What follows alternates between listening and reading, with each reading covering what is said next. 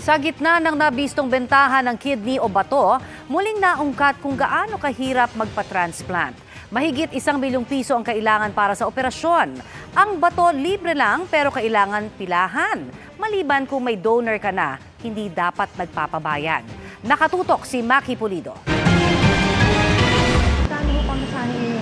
Para tumagal ang buhay ng 23 anyos na anak ni Joy, kailangan na ng kidney transplant. Stage 5 na siya. Tapos di na po siya naihi, di na na-function yung kidney niya. Matagal na po siyang di naihi. Noong nakaraang taon, nagtanong na si Joy sa National Kidney and Transplant Institute o NKTI kung paano makakapag-kidney transplant ang anak. Pero bago masimula ng proseso, kailangan niya ng 600,000 pesos na show money.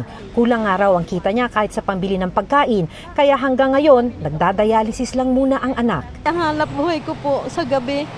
Kapag wala pong tao sa bar, wala rin naman po akong kita. Minsan kulang po sa pagkain.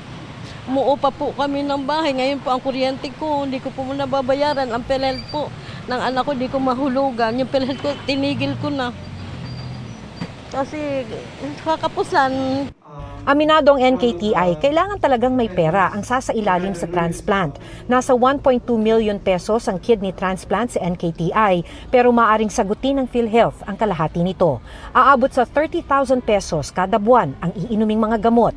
Inaapela pa raw ng NKTI na tumulong din ang PhilHealth maging sa anti-rejection medicine. Kidney transplant's not for everybody because you have to have medicines na you have to maintain those medicines habang buhay para hindi mo i-reject yung kidney. Para bang show money, nasa bank account nila yon. Assurance lang na sana masubsidize nila yung gamot nila for at least naman for the first 6 months post-transplant. Sakali mang may perang pambayad ang nangangailangan ng kidney transplant, walang pila kung may donor ka. Kung walang living donor, maaring tumagal ang paghihintay. Isa sa mga pasyente nila, 6 na taon nang naghihintay magkaroon ng kidney donor. May 100 ang nasa waiting list ng Human Organ Preservation Effort o HOPE, kaya sana raw mas marami ang magpalista bilang organ donor. Isang solusyon din daw ito para maiwasan ang bentahan ng kidney. If you carry po the organ donor card, no, isign po nyo yon. Nasa likod rin yun ng driver's license po ninyo.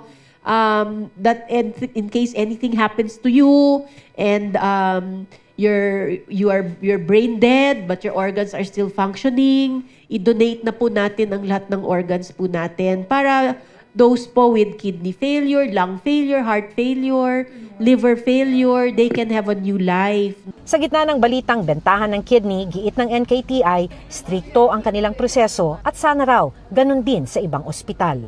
Kung non-related donors, kailangan po may emotional or social relationship yung donor and recipient. Nag-undergo po sila ng psychiatric evaluation. Meron po tayong Hospital Transplant Ethics Committee. We also have our head of our social worker as part of that committee. And then po, nag-i-interview sila dun sa kung saan nakatira yung donor. They will talk to the barangay captain. Para sa GMA Integrated News, Maki Pulido, nakatutok, 24 oras.